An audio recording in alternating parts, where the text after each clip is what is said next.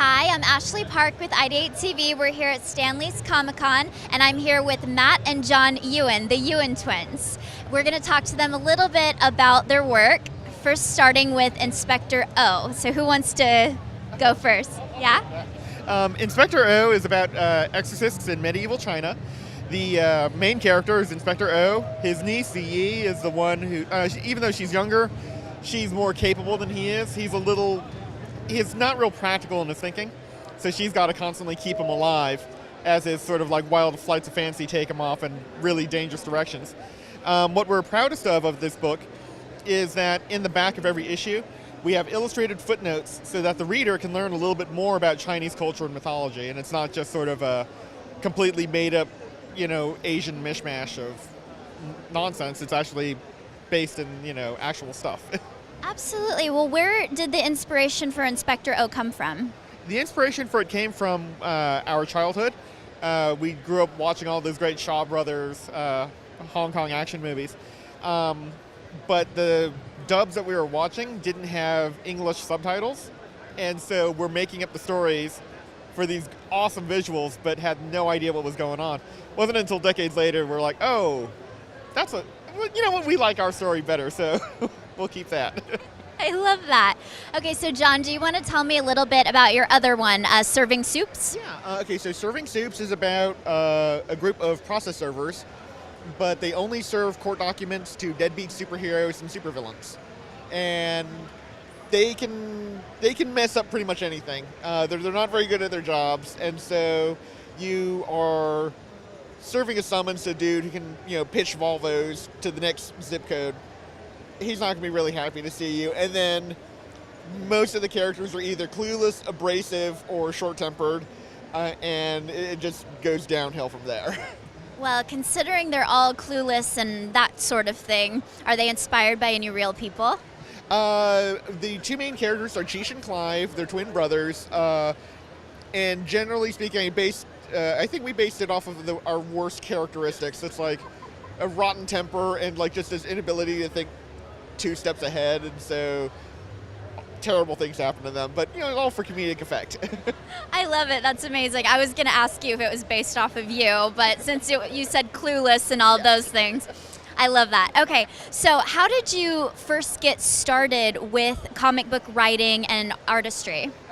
It's funny because we most people know us from Observe and Report.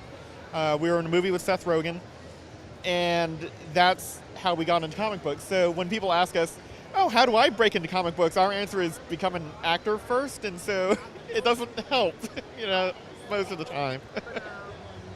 But how we started was we always used to like to doodle, because that's how we found a publisher. But when we first started, we had a friend, Jared Sams, and he was doing his own comic book. And we were like, that's really awesome, that's cool. And he's like, I see you guys drawing all the time.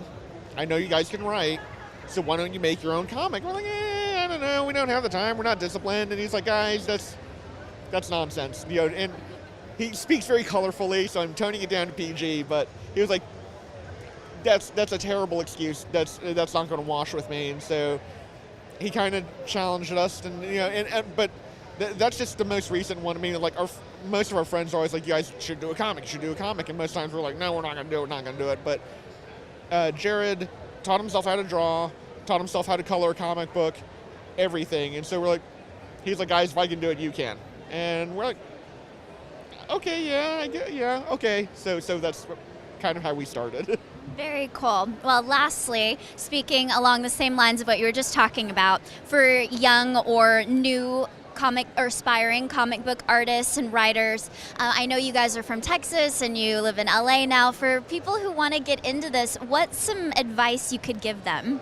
My only advice is you can read a bunch of articles, you can listen to a bunch of podcasts, but doing it is where you get your best experience. That's where you make the mistakes that you'll say, oh, okay, I don't need to do that in the future. Just doing it helps a lot. Whether you're doing like 5-page stories, you just start doing it and you'll learn to, what you need to do. Absolutely. And also, don't quit. there are going to be people along the way who will sit there and say, oh, this story sounds like this, or your art isn't, that great. Maybe your story is derivative, maybe your art is terrible. Learn from it, because if it's what you enjoy and it's what you want to do, then take the constructive criticism. There are always going to be people who tell you terrible things, ignore them, but take the constructive criticism in the spirit it's offered and don't quit. Just use it as an excuse to improve. Well said. Thank you so much, both of you. Thank you so much. I love how I'm just doing this. I'm Ashley Park with IdeateTV.